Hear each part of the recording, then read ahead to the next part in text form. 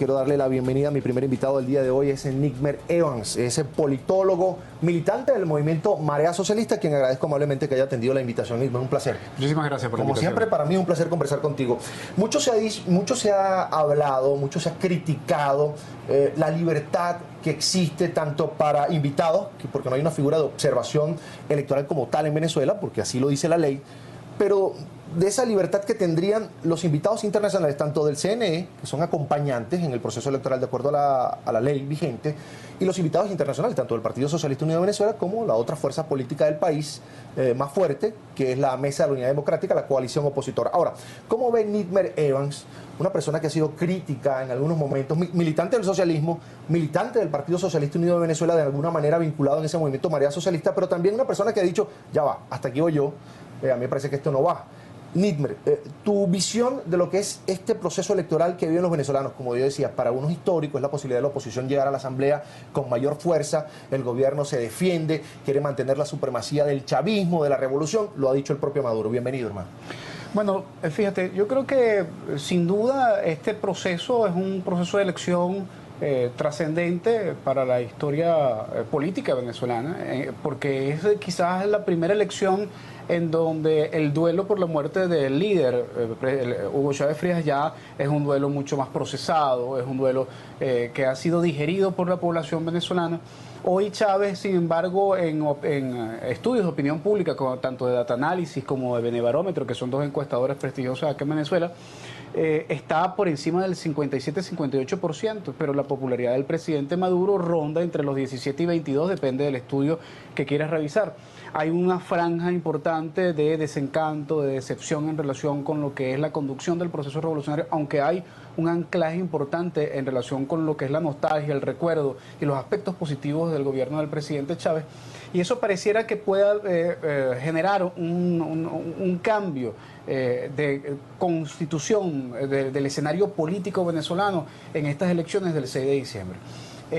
Lo que podemos estar muy seguros es que este 7 de diciembre nosotros vamos a tener un país con una configuración de fuerzas políticas distintas, con una recomposición de actores políticos importantes, porque no solamente es el resultado de la elección del 6 de diciembre, en la cuantificación de los votos y la asignación de los escaños, sino lo que pasó en el proceso electoral, en todo lo que fue el desarrollo hacia las elecciones del 6 de diciembre, la exclusión de organizaciones y partidos políticos como Marea Socialista, el exterminio, la eliminación de 283 candidaturas de un plumazo como consecuencia de la aplicación de un reglamento de paridad de género.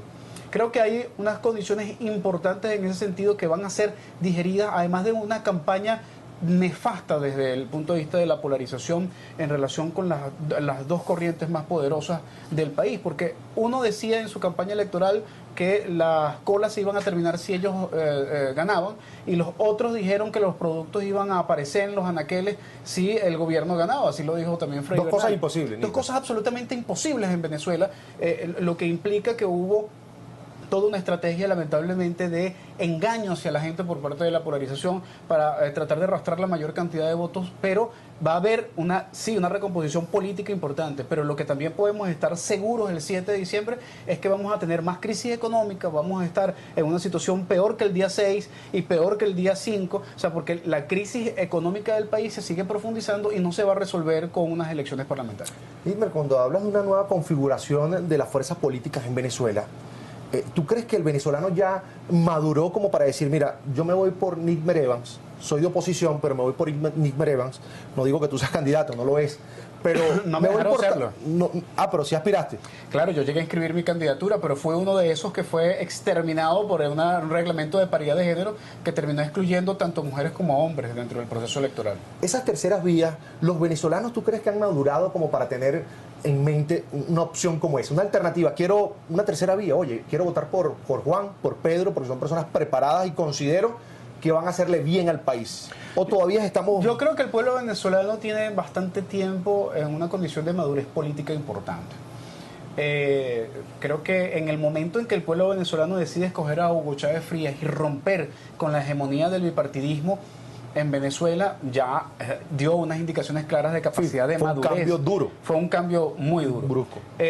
La muerte del presidente Chávez No, antes de morir el presidente Chávez, la propuesta de reforma constitucional negada por el pueblo venezolano fue también una conducta de madurez del pueblo venezolano por el hecho de no comprender qué era lo que se le estaba tratando de establecer a partir de esa propuesta de reforma constitucional con la que yo estuve de acuerdo. Pero el pueblo venezolano en su mayoría dijo que no, y cosa que debemos respetar en absoluto, y así fue el pronunciamiento, y además debemos verlo con una capacidad de madurez extraordinaria por parte del pueblo venezolano, porque ante lo que no se le supo explicar, se negó a ejecutarlo. Yo creo que incluso la victoria del presidente Maduro también es una acción de madurez, porque comprendió la muerte del presidente Chávez y la necesidad de seguir profundizando las políticas y los aspectos positivos de la política del presidente Chávez. Pero hoy el pueblo venezolano está descontento. Este pueblo venezolano que, como dijo Luis Vicente León, director de Data Analysis, esto es un pueblo chavista descontento con Maduro. Creo que es la única frase con la que podré estar totalmente de acuerdo con Luis Vicente León. Efectivamente, el pueblo venezolano sigue siendo en su mayoría vinculado a la concepción de las cosas positivas de Chávez, critica lo malo de Chávez, y también quiere criticar y quiere asumir posturas críticas ante el gobierno de Maduro, pero el gobierno de Maduro no permite hacer este tipo de críticas y es resistente a la posibilidad de procesar y de anclar y tener esa comunicación directa con el pueblo venezolano como lo tenía el presidente Chávez, e interpretar esas claves del pueblo venezolano. Entonces, por supuesto que ahora el pueblo venezolano tiene en su mayoría el deseo de castigar esa desconexión del gobierno de Maduro, y aun cuando no tiene una alternativa distinta a la polarización, pues seguramente tendrá varias vías para expresarse. Mañana la gente puede abstenerse, puede votar nulo, puede votar por la oposición, o puede buscar candidaturas de esas independientes que todavía quedan por ahí, a pesar de que casi todas trataron claro, sin duda. Aunque trataron de eliminarlas casi todas, sin embargo, bueno, por ahí hay candidaturas que pueden ser revisadas, sin duda alguna. Milmer, tú también eres consultor político. Así es. ¿Gana o pierde la fuerza del PSUV? Mira, yo creo que desde el punto de vista cuantitativo, todas las encuestas del país señalan que hay una pérdida en cantidad de votos por parte del PSUV, del Gran Polo Patriótico. Lo que no está muy seguro es cómo queda la proporcionalidad de los escaños en la Asamblea Nacional, y ahí es en donde tenemos que tener la prudencia del análisis, ¿no? Es posible que por la perversión del sistema electoral venezolano, no digo del proceso, el proceso electoral, mañana lo que se cuenta en votos, eso es lo que la gente expresó en las máquinas electorales. Pero el sistema electoral, todo el conjunto de leyes, de normas, de acciones institucionales y de instituciones que hacen que el proceso se desarrolle el 6 de diciembre, han ido afectando lo que es como vocación constituyente, era una vocación de democracia participativa protagónica y además un sistema de representación proporcional, incluso de las minorías. Lamentablemente hoy hay una sobrerepresentación de las mayorías, y además hay una adecuación de las circunscripciones para favorecer a una tendencia en lugar de otra. Un error de las fuerzas del PSUV, quienes dominaron la asamblea e hicieron las leyes y crearon ese monstruo, entre comillas. No, el problema no es las leyes. O sea, yo creo que incluso el sistema de conjunto de leyes en Venezuela no son un problema, sino la interpretación que se da y la aplicación desde las instituciones y desde el poder electoral, que lamentablemente ha ido perdiendo una vocación de equilibrio en relación con la necesidad de que haya un principio fundamental, que es que tanta cantidad de gente, tanta cantidad de escaños. Disculpa. No te preocupes. Hoy puede haber una población con 300.000 habitantes y escoge un solo escaño, y puede haber una de 10.000 y escoger también un escaño. Pero huele mal eso. Claro, no, ahí hay un problema de reingeniería electoral que ha ido adecuando el asunto a intereses particulares. Por eso, y no le conviene al gobierno, no lo hago. Ese es el problema de Venezuela. Claro, pero también puede ser un efecto boomerang, porque si hay un fenómeno aluvional en relación con el hecho de castigar al gobierno, pues el castigo puede ser extremo, ¿no? Puede quedarse realmente con muy poco. Ahora, sin embargo, eso no va a suceder, porque el gobierno ahí ha articulado una campaña electoral muy emotiva, ha cometido muchos errores en la campaña. Tratar de agarrarse del eslogan ese de como sea para la Asamblea es una cosa patética realmente, que desvirtúa el por ahora de Chávez, que fue glorioso, que tuvo un sentido épico. Pero por otra parte, esa campaña que movilizó los sentimientos de la gente en relación a lo que se podría perder en esas propagandas de la gente cuando despierta de un sueño. Y es una pesadilla en donde de repente te están cobrando servicios que hoy son gratuitos y que brinda el Estado. Logró tener un impacto importante en un sector de la población que estaba pensando en no votar o en abstenerse, y que pues se movilizó nuevamente. Y de hecho los últimos números de encuestas en Venezuela que pudieron ser publicados ya ofrecía... Son de 80, la participación. Sí, no, pero además asomaba una recomposición, un refortalecimiento de los sectores en torno al gobierno. Cosa que avisora que la polarización tensó y que ellos pudieron recaptar nuevamente un sector que estaba descontento y dudoso de saber cómo iba a votar. Esto, por supuesto, lo que adelanta es que las elecciones, desde el punto de vista de los escaños, va a ser cerrada, aunque el descontento se va a expresar seguramente. Refrescate, sí. Nitmer Evans. Estamos conversando con Nitmer Evans, es politólogo, consultor político, es también militante del movimiento Marea Socialista, una corriente de izquierda dentro del Partido Socialista Unido de Venezuela, que es el partido de gobierno, el partido que fundó el presidente Hugo Chávez, que ahora dirige Nicolás Maduro y que codirige, en este caso, Diosdado Cabello, un hombre muy poderoso en el país, le dicen el número 2 del chavismo. Bueno, el presidente es Nicolás Maduro. Presidente del partido y presidente de la República. Así es. Pero está compartido el liderazgo, sin duda, ¿no? Y si hay nivel cabida para una figura, por ejemplo, que yo sé que tú la conoces muy bien, compartiste con ella, Ana Elisa Osorio, que es una diputada al Parlatino por el Partido Socialista Unido de Venezuela, que no va como candidata a la Asamblea Nacional, figura del chavismo, compartió con el presidente Hugo Chávez ministerios, estuvo en su gobierno, política, una dirigente nacional reconocida que ha hecho ciertas críticas a lo que se vive en el país. ¿No hay cabida para ese tipo de liderazgo? O sea, ¿ella no va a sobrevivir dentro del Partido Socialista Unido de Venezuela? Difícilmente. Ella está tratando de sobrevivir dentro del Partido Socialista Unido de Venezuela, pero creo que después del resultado del 6 de diciembre, la recomposición de las fuerzas políticas van a permitir que figuras como ella tengan un espacio bien importante. Porque el 6 de diciembre es el último duelo de la polarización. No es que vaya a constituirse una tercera vía importante, sino que va a haber una recomposición de actores políticos y de fuerzas políticas, y va a haber pronunciamientos importantes después del 6 de diciembre en relación con los resultados, que va a permitir tener abrir espacios para que dentro de las fuerzas del chavismo haya una verdadera recomposición de poderes internos, ¿no? Nitmer, a horas de realizarse las parlamentarias en Venezuela, esta elección, se reporta ya la muerte de un sargento de la Guardia Nacional Bolivariana que custodiaba un centro electoral. También resultaron heridos 3 efectivos militares más en el estado de Aragua. Un ataque armado en un centro de votación. El estado de Aragua está ubicado en el centro del país. Sin embargo, aquí en Caracas la situación ha pasado con toda normalidad. La instalación de las mesas fue el viernes. Yo incluso hice un recorrido hoy en la mañana por la ciudad capital y no vi mayor cosa. Parece que todo está como listo.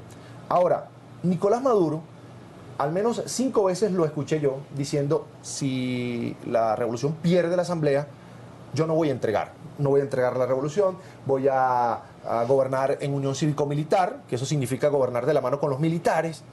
Yo quiero que nuestra audiencia escuche a Nicolás Maduro, que ha dicho, si se da como se puede dar en democracia, una derrota del oficialismo y que gane la oposición. Escuchemos. Si se diera ese escenario hipotético negado y transmutado, yo gobernaría con el pueblo, siempre con el pueblo y en unión cívico-militar. Si se diera ese escenario negado y transmutado, Venezuela entraría en una de las más turbias y conmovedoras etapas de su vida política.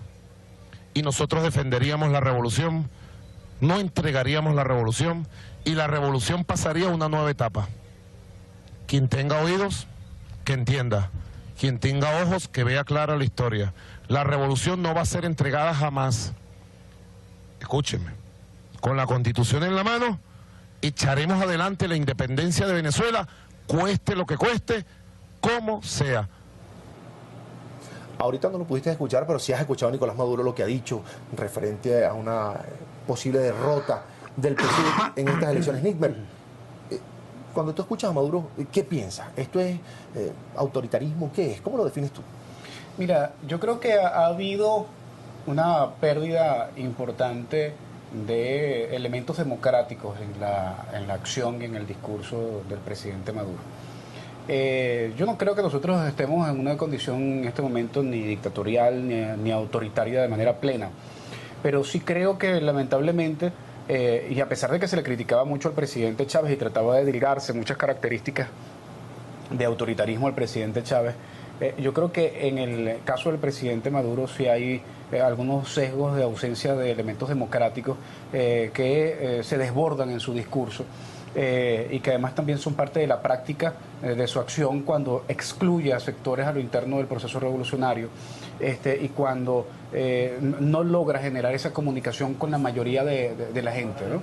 Esa ausencia de legitimidad, esa ausencia de búsqueda de legitimidad que termina generando entonces un efecto reverso, que es el de tratar de imponer las cosas, sin duda que es un elemento que desfavorece lo que es la condición de conducción del proceso revolucionario por parte del presidente Maduro, y esto desborda y coloca en una situación bastante apremiante también su discurso. Insisto, el como sea es una frase que realmente recoge y sintetiza una serie de valores negativos y positivos al mismo tiempo, que pone en riesgo realmente la vocación democrática del proceso revolucionario. Le quita credibilidad, seriedad a lo que se está viviendo en Venezuela, quizás a lo que se va a vivir mañana, Sí, que es una elección democrática. Así es, y lo peor es que lo conviertes en un jingle, lo conviertes en una consigna como si fuese algo agradable. Te insisto, de un por ahora a un como sea, no hay ningún tipo de parangón. De todas maneras, yo creo que 19 procesos electorales a partir de la nueva Constitución del 99 demuestran el hecho de que hay una profunda vocación democrática en el pueblo venezolano, incluso en sus organizaciones políticas en su mayoría, creo que mañana va a haber una demostración en ese sentido. Isber, la alternabilidad en el poder, ¿qué es para ti? Fíjate, ese concepto es un concepto que algunas veces se utiliza de manera muy ambigua. Como quiera. Se dice que el bipartidismo fue y el pacto de punto fijo fue un acuerdo de alternabilidad. Pero al final, ¿qué se alternaban? Se alternaban figuras, pero el proyecto y el modelo era exactamente el mismo. Yo creo en la alternabilidad en función precisamente de poder generarle al pueblo venezolano la posibilidad de el debate entre modelos y la posibilidad de que haya realmente un contraste de modelos en ese sentido. La democracia consiste precisamente en eso, y yo creo en la posibilidad de que haya unas condiciones de alternabilidad. Lo que no creo es que la alternabilidad per se es una cosa absolutamente positiva. ¿En qué sentido? En que no podemos estar pasando de un modelo al otro de manera permanente. Porque realmente al final no tendríamos logros concretos que poder traducir de uno o de otro modelo o concepción de gobierno que se genere. Pero más allá de eso, que exista la posibilidad de generar cambios cuando el pueblo lo decida es fundamental. ¿Tú estás de acuerdo, Nidmer, con ese tema de la unión cívico-militar?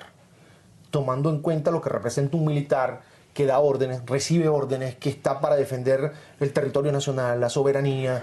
¿Tú estás de acuerdo con ese concepto, con esa propuesta? Mira, la concepción que planteó el presidente Chávez de una unión cívico-militar tuvo un sentido importante al principio del proceso revolucionario. Entre otras cosas, porque yo creo que las Fuerzas Armadas en general en el mundo no solamente deben tener como función el resguardo de la soberanía, es que si no hay guerra, si no hay conflicto, ¿qué hacen esa serie de personas pagadas por el Estado en función de merecer? Haciendo nada. Claro, entonces yo creo que haber puesto a trabajar junto a los ciudadanos, al sector militar, como lo hizo el presidente Chávez, en la Cuarta República, esos le cargaban las bolsas a las barraganas para hacer los mercados. Chávez los puso a cargar las bolsas para el pueblo y repartirlo en los mercados. Entonces, allá hay algo positivo que rescatar.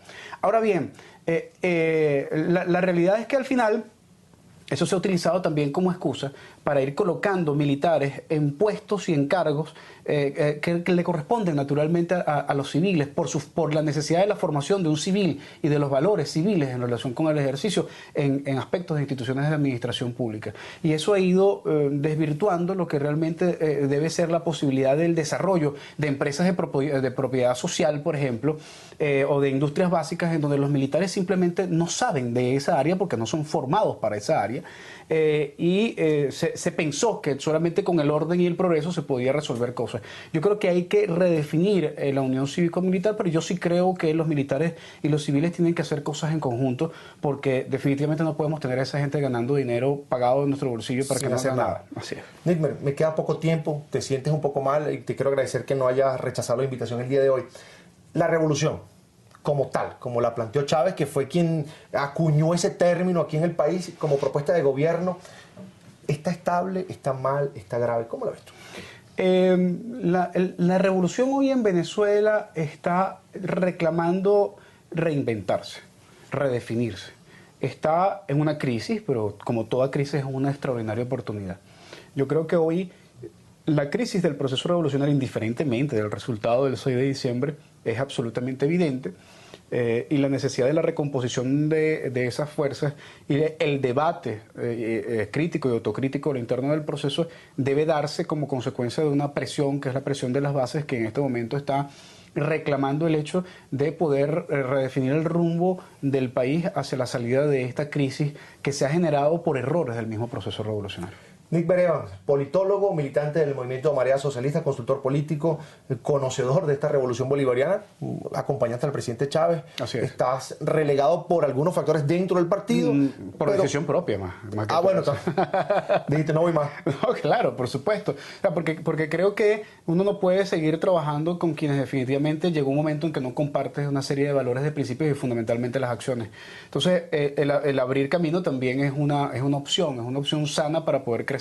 Y un conjunto de personas hemos decidido constituir Marea Socialista precisamente en ese sentido, separarnos del Partido Socialista Unido de Venezuela para poder ofrecer una revitalización del proceso revolucionario, tomando lo bueno, criticando lo malo y tratando de generar propuestas para el país distintas. Pero no una tercera vía como la de Ricardo Sánchez. No, una alternativa al país que es distinta. Mil gracias por estar con nosotros. Un placer. Nigmer Evans, politólogo, militante del